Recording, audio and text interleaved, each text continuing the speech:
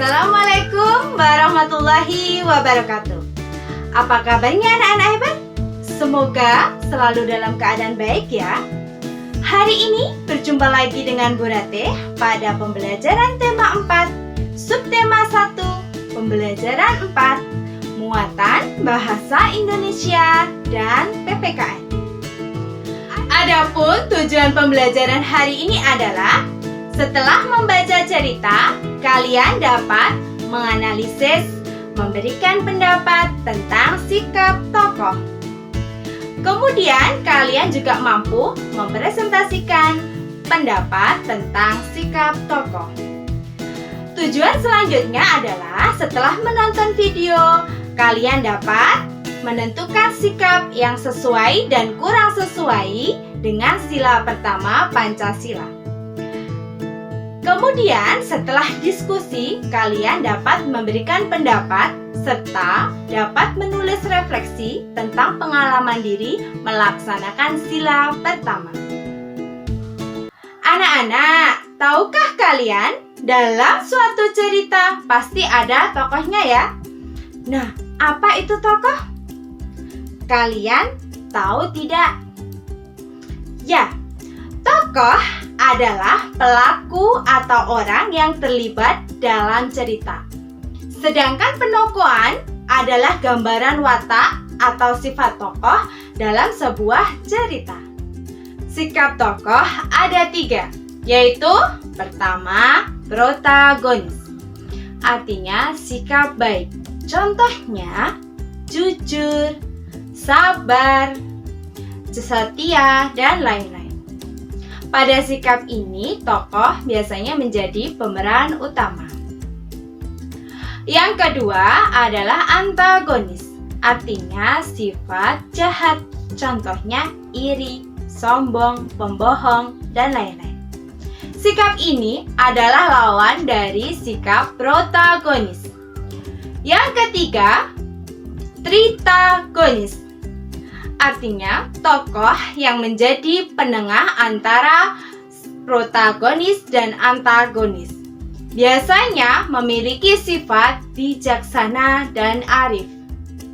Untuk dapat memberikan pendapat terhadap sikap tokoh dalam cerita, kita dapat melakukan cara berikut. Pertama, membaca jalannya cerita dengan seksama. Kedua, mencermati kalimat dan perbuatan yang menggambarkan watak tokoh di dalam cerita. Yang ketiga, memperhatikan gambaran lingkungan kehidupan dari tokoh dalam cerita. Yang keempat, menyimpulkan watak tokoh. Sekarang, kalian baca cerita yang berjudul Pemimpin Idola, Pemimpin yang Jujur di buku tema halaman 28. Anak-anak hebat, tahukah kalian pada cerita yang berjudul Pemimpin Idola, Pemimpin yang Jujur yang telah kalian baca tadi, ada sikap baik yang perlu kita contoh, yaitu coba apa? Ya, adalah kejujuran. Kejujuran itu sesuai dengan pengamalan Pancasila, sila pertama. Nah, sekarang kalian masih ingat tidak apa lambang Pancasila? Apa simbol-simbolnya dan bagaimana bunyi dari sila-sila Pancasila? Ayo anak-anak, kita ingat-ingat kembali. Lambang Pancasila adalah Garuda Pancasila yang berwujud burung Garuda. Pancasila mempunyai 5 simbol. Pertama, bintang. Kedua, rantai emas. Ketiga, pohon beringin. Keempat, kepala banteng. Kelima, padi dan kapas. Sedangkan bunyi sila-sila Pancasila yaitu yang pertama, ketuhanan yang Maha Esa. Kedua, kemanusiaan yang adil dan beradab. Ketiga, persatuan Indonesia. Keempat, kerakyatan yang dipimpin oleh hikmat kebijaksanaan dalam permusyawaratan perwakilan. Kelima, keadilan sosial bagi seluruh rakyat Indonesia. Anak-anak, tadi lambang sila pertama dimaknai sebagai bintang emas yang merupakan sesuatu yang dipancarkan oleh Tuhan Yang Maha Esa kepada umat manusia. Sila pertama mengajarkan bahwa setiap pemeluk agama harus taat dengan aturan agamanya. Setiap agama selalu mengajarkan pemeluknya untuk berbuat jujur. Jujur adalah suatu perilaku manusia yang didasarkan pada upaya menjadikan dirinya sebagai orang yang dapat dipercaya dalam perkataan, tindakan, dan pekerjaan, baik terhadap dirinya maupun pihak lain. Manfaat sifat jujur dalam kehidupan sehari-hari: yang pertama, perasaan menjadi tenang. Kedua, terbiasa bertanggung jawab.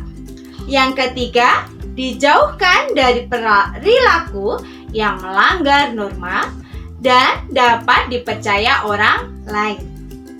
Contoh penerapan sikap jujur dalam lingkungan keluarga adalah memberitahukan hasil ujian sekolah kepada orang tua meskipun nilainya kurang baik, berterus terang saat melakukan kesalahan, dan mengatakan yang sebenarnya tujuan kita untuk berpergian. Contoh penerapan sikap jujur di lingkungan masyarakat adalah mematuhi rambu-rambu lalu lintas,